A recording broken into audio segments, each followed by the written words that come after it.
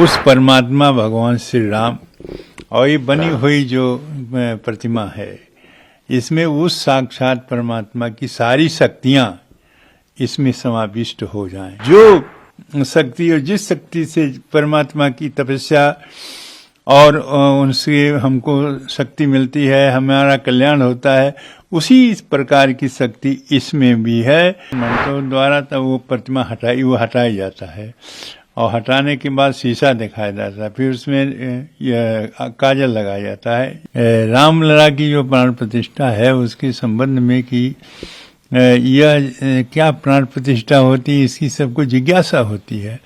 उस परमात्मा भगवान श्री राम और ये बनी हुई जो प्रतिमा है, इसमें उस साक्षात परमात्मा की सारी शक्तियां इसमें समाविष्ट हो जाएं। अब आने के इस मंत्र के द्वारा किया जाता है, जो हमारे वेदों में वर्णित मंत्र है, और समाविष्ट है, जिससे जिस प्रकार के देश की कल्याण का और आने वाले भक्तों की जो दर्शन है, उस दर्शन के माध्यम से उनका कल्याण हो, सभी के कल्याण। जो शक्ति उस परमात्मा रमन्ते योगिनो जिसमें नित्यानंदे चिदात्मनि इति राम पदेनासु परब्रह्म दियते, उस परमात्मा की जो शक्ति है वो इस प्रतिमा में जो बनी हुई है इसमें आ जाए, और जो शक्ति और जिस शक्ति से परमात्मा की तपस्या और उनसे हमको शक्ति मिलती है, हमारा कल्याण होता है, उसी प्रकार की शक्ति इसमें भी है। और इस परमात्मा के स्वरूप में विराजमान इस प्रतिमा के हम वैसे दर्शन करें तो वैसे हमको फल मिलेगा, जैसे साक्षात परमात्मा की तपस्या करने से प्राप्त होता है। यही है कि सारी शक्तियां जो भगवान राम की है वो इसमें समाविष्ट हो जाए, ये मंत्रों के द्वारा स्थापित किया जाता है। और इसीलिए जो भी प्रतिमाएं हैं उनका दर्शन करने वाले, पूजा करने वाले और जो मांगने वाले जो कुछ हैं वो सबका कल्याण होता है, सब कुछ उनको प्राप्त होता है। यही प्राण प्रतिष्ठा है। अच्छा, ये प्राण प्रतिष्ठा का जो प्रक्रिया है ये कितने दिन तक लगातार, जैसे कहा जा रहा है कि अब शुरू हो चुका है, ये लगातार एक आप देखें 17, 18, 19, 20, 21, 22 को खत्म समाप्त होगी, 22 को प्राण प्रतिष्ठा हो जाएगी।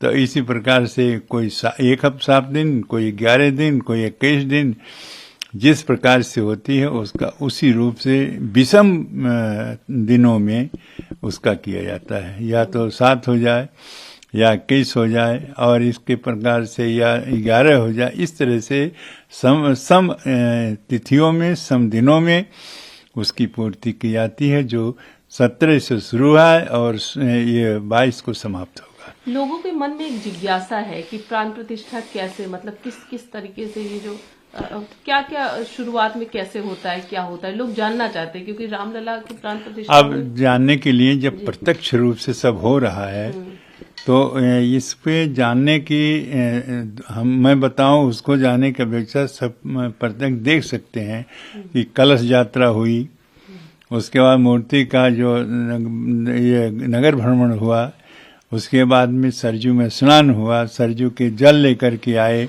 ये सारी प्रक्रियाएं जो है सामने दिखाई दे रही हैं, ये प्रारंभिक है। उसके बाद उसी जल से, सरजू के जल से सारी जो जितने काम हैं वो सब कुछ पूरा किया जाएगा। तो सब पूरा करने के बाद में तब ये 6 दिन तक चलता रहेगा, और अंतिम में 22 तारीख को पूर्णतया उस प्राण प्रतिष्ठा की जो मूर्ति है उसको जलाधिवास, उसको दुग्धाधिवास, उसको रखना, उसमें मतलब उसी में रखना, पुष्पाधिवास फूल में रखना, औषधि अस्पाद औषधि में रखना, अन्नाधिवास अन्न में रखना, फिर सब कुछ क्रिया हो, उनको स्नान करा देना, स्नान करा के व्यवस्थित करके तब उस मूर्ति में मंत्रों के द्वारा प्राण प्रतिष्ठा, उसकी आंख बनी रहेगी, ये नेत्र पन्हा होता है। और वो अंतिम प्राण प्रतिष्ठा होने के बाद में जब उसमें शक्ति आ जाती है तब उस प्रतिमा को स्थापित किया जाता है।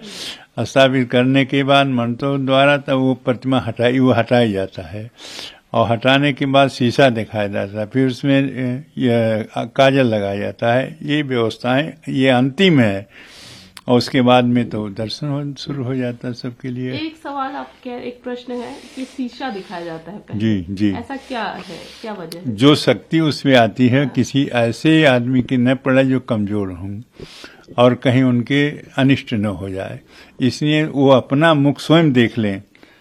भगवान अपने शीशे में अपने चेहरे को स्वयं देख लें, जिससे किसी को वह जो तेज निकलता है नेत्र खोलने के बाद वो किसी के ऊपर न पड़ जाए, जो कमजोर हो और शक्तिशाली न हो उसको क्षति पहुंच जाए। इसलिए उसको शीशा दिखा दे, प्रभु आप अपना मुंह स्वयं देख लें, आप कैसे हैं, ठीक है ना। और उसके बाद काजल लगा देता है, दूसरे नजर न लगे। जब उनके प्रतिभा दर्शन करें तो नजर न लगे, नजर से बचने के लिए। महाराज जी, ये जो स्वामी जी ने किया आचार्य वर्णन आपका किया, तो उसके बारे में जरा बताइएगा, वो क्या विधि होती है? किसी में सारे संसार में जितनी भी वो विद्वान हैं और जो जजमान होता है, वो जजमान आचार्य का वर्णन करता है कि या जो भी आप करेंगे इस कार्य में, जो करेंगे, जो मंत्र जपेंगे, जो कुछ भी है, पूरा फल किसको मिलता है? तो उसको मिलेगा जो वहाँ आचार्य वर्णन किया है। तो आचार्य हमने वर्णन किया, तो जो वर्णन करने वाला है उसको मिलता है। जैसे जजमान आचार्य का वर्णन करता है और सारी गोत्र वोट सब लोग लेकर के मंत्रों के द्वारा कि आप जो भी मंत्र उच्चारण करेंगे और जो भी काम करेंगे वो सबका फल जजमान को मिलेगा। तो इसीलिए आचार्य वर्णन कहते हैं उसको। स्वामी जी ने सब शक्ति हमको दे दिया।